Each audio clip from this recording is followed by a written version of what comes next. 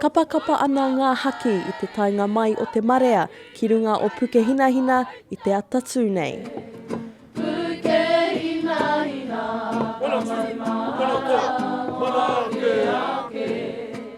I tai tamariki mai, rangatahi mai, pakeke mai, ki te whakamaumahara i te hinanga o te karauna.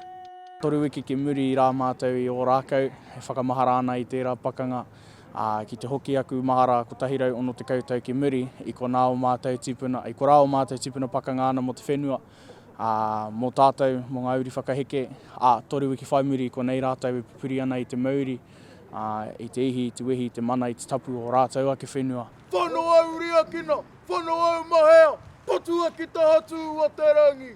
Ko Aukaha Kakau Dixon, tētahi o ngā rangatahi o te moana, i taki i ngā karakia i te haka anō hoki, he waihotanga ia no ngā tūpuna i te pai o te riri. Mōpare, akina! Ki te hoki aku mahara ki te kotahirau rima te koutou i te tau 2014, ka hoki aku mahara ki etahi toko toru, ki Awanui Black, ki a Wiparata ngā toko, ki a Maia Wharekura. Ka muti tērā toko toru, he kaha no rātou ki te whakaau, o te rā ki te whakatū i te hunga rangatahi ki e nei momo taumata. Ko ngā iwi o tauranga moana, kia nei ko ngā tirangi nui, ko ngā iterangi, ko ngā tipukenga. Hoi anō, i hara mai etahi iwi ke ki te tautoko tēnei kaupapa no Waikato, no Mātātua waka, no te arawa, anō hoki, i tai ki tēnei pakanga. Kei ko atu i te kotahirau tāngata i tai moata mai ki te whakamaumahara i te pakanga nei.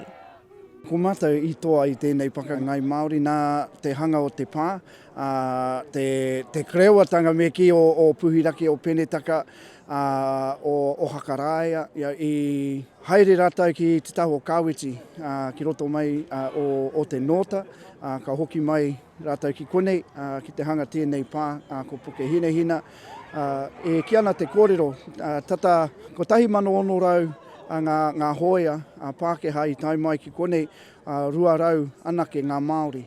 Hoi anō, ko ngā Māori i toa, tēnei pakanga, nō reira koe rā te ohaki i waiho tia mō mātou te whai. Ko ngā taonga whakahirahira, ka tai mai, ka hoki mai me ki runga o tēnei o ngā pā, ko ngā taonga tupuna, koina ko ete ho nā tupuna i tū mai ki runga anō i tēnei o nā whenua. Ara tuatahi rā, ko tētahi taonga kua hoki mai i tā wāhi, ko te taiaha o enoka te whanake, koia tētahi o nā tupuna i tū ki te pakanga ki Pukehinahina. Koia tētahi o ngā taonga e toru, kua hoki mai anō ki o nā whenua taurikura. Ka hoki mai tōna rākau matarua ki runga anō ki tōna pā. We te he atu o nā rākau ara, ko te rākau tupuna, te tefa taipari makarauri.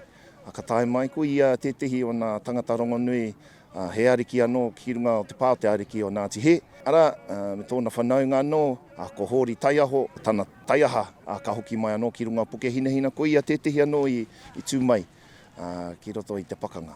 Nō reira, taino hoki ara ki tētahi o nā tupuna, tū mai tōna mana tonu ki runga ki tēnei whenua, ko tahuri waka nui, he tupuna tawhito, ka hoki mai anō ko tana rākau ki runga anō ki tōna pā. Ma te hunga rangatahi tēnei kaupapa e kawe. Ko te mea pai ki a hau, te kitenga i te hunga rangatahi tai mai i te ata hāpara, ki te whakanui tēnei rā. Tēnei rā, ko rātou te naia nei. Ko rātou te naia nei ko ngā kōrero, ko ngā hitori, ko ngā pakiwaitara o ngā mātua tipuna i waiho tia mō rātou. Ki te huri haere tāua, ka ki te tāu he nui ake te hunga rangatahi i konei tēnā i ngā pākeke. I te mea e tohu ana tērā i tika tā ngā pākeke mahi. Arama karaka!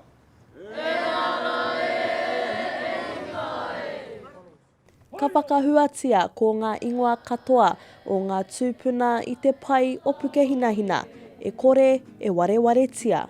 Keira Williams atu te reo irirangi o Moana, ma Aukaha.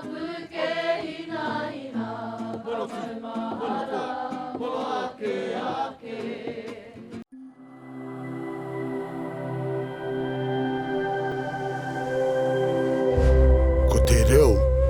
te take.